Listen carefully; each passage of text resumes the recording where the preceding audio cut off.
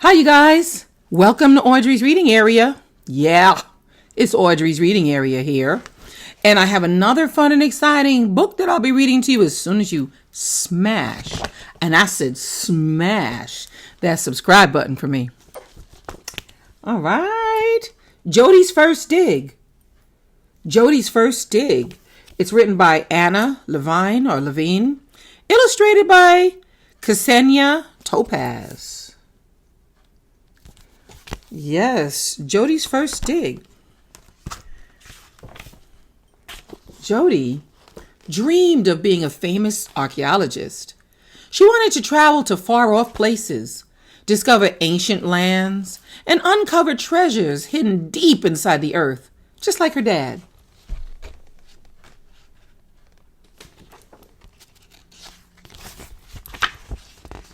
"You're too little," said her older brother, Shimi. "Archaeologists use big tools. You're not strong enough," said her other brother, Eli. "Archaeologists carry heavy loads of dirt."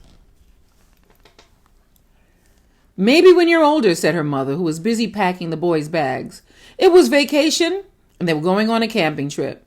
"Shimi, where is your other shoe?" "Buried inside the closet, maybe," he answered. Jodie crawled into the dark, dusty depth of Shimi's closet. "Found it," she said. "You do have a keen eyesight," said Mother. "Stay here and keep an eye on your dad while I drive the boys to camp."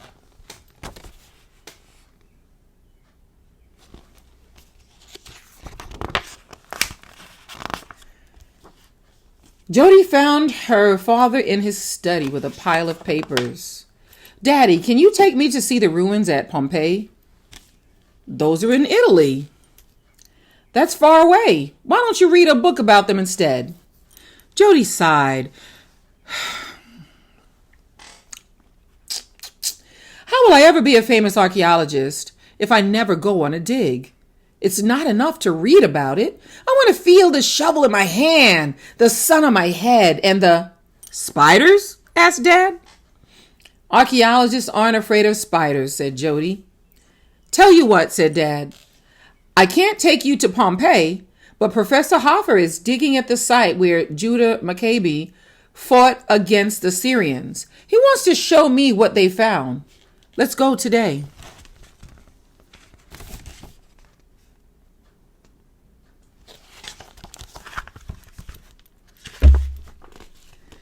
Dad drove out of their neighborhood in Jerusalem, down the hill under the overpass and all the way to Modi Inn. He parked the car beside the sign that said, "Diggers this way. Watch your step. Slip and you may fall back in time."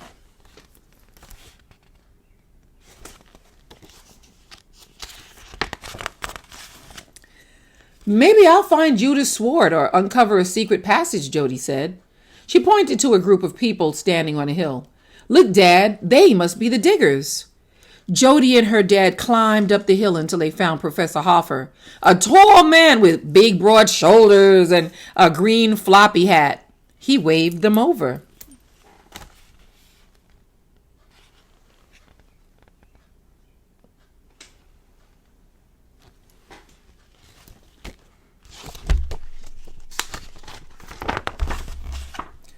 "This is my daughter Jodie," said Dad. "She wants to be an archaeologist." "We're here to see what you found." "A very unusual hole," said the professor. Tossing off his hat, he stuck his head inside the hole. He wiggled in one shoulder and then tried to wiggle in the other. "Garek get way crektit," he shouted. "What did he say?" asked Jodie. "I think he means that we should pull him out," said Dad.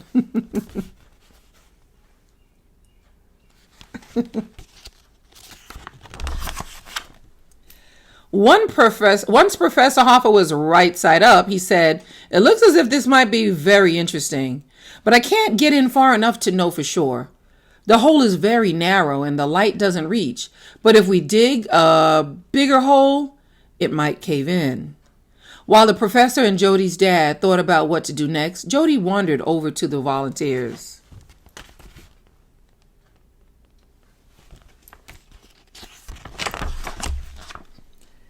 The line of diggers passing pails of dirt snaked all the way around the hill. Would you like to join the bucket brigade? One of them asked. Jodie picked up a shovel and started to dig. The sun burned fiercely. The dirt kept piling up. Each shovelful felt heavier than the one before. Archaeology is very hard work, she said to herself.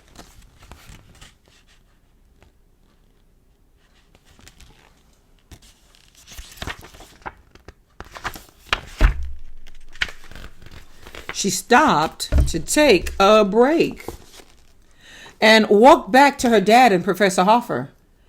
If only I were younger, a bit smaller, and my eyes were sharper, said the professor. Then I could see inside the hole. That gave Jodie an idea. She tapped him on the shoulder. Excuse me, Professor. I know of an archaeologist who is younger, smaller, and has very sharp eyes. And who might that be? He asked. Me, said Jodie. You're too small to be on a dig, he answered. I'm small enough to fit in a bucket so you can lower me into the hole. I can be your eyes. My dad has taught me all about archaeology, she persisted. I'll know if I see something important. I don't know, said the professor. Let's give her a chance, said Dad.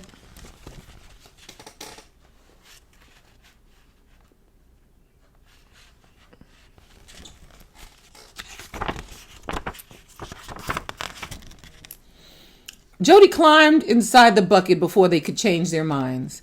The professor strapped a rope around her waist to keep her safe. He gave her a flashlight and said, I hope you're not afraid of spiders. Spiders, she gulped. Archaeologists aren't afraid of spiders.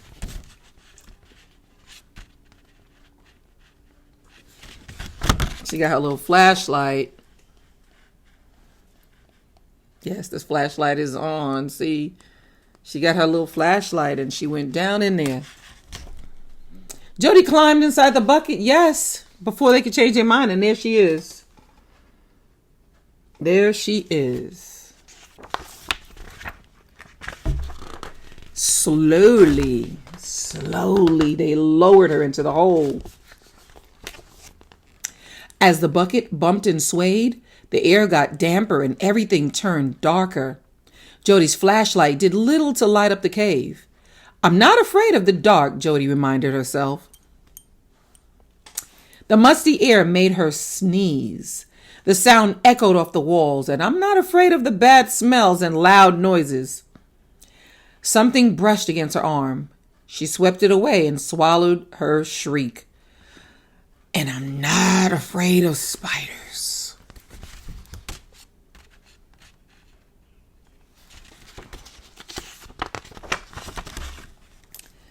Jodie's bucket landed with a bump. The cave was cool and quiet. Flashing her light first left and then right, she decided it was safe enough to step out. What do you see? The professor called down to her. Jodie brushed her fingers against the walls. The sides are soft and the color of vanilla ice cream. Limestone or chalk, just as I thought, the professor said. It looks like someone has dug out an alleyway, Jodie continued. I think I can crawl through here.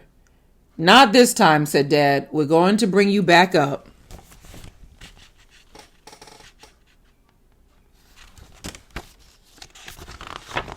Brave little girl. But I think I found something. Back in the bucket, please, said the professor. They tugged on the bucket and Jodie leaped inside.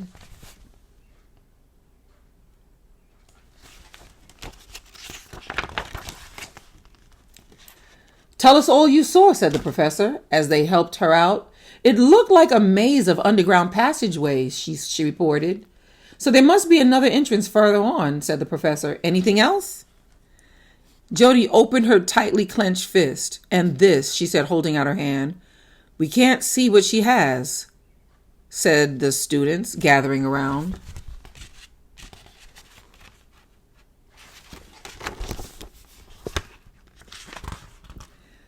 Professor Hoffer hoisted Jodie up on his tall, broad shoulders. An arrowhead, shouted one. From the time of Judah Maccabee, asked another. Could be, said the professor. How do you think the Maccabees got all the way down there? Jodie smiled. They must have been nimble enough to crawl through the tiny passageways, brave enough not to be afraid of the dark, and strong enough to fight off all the people who thought they were too little to win. Just like my Jodie, said Dad.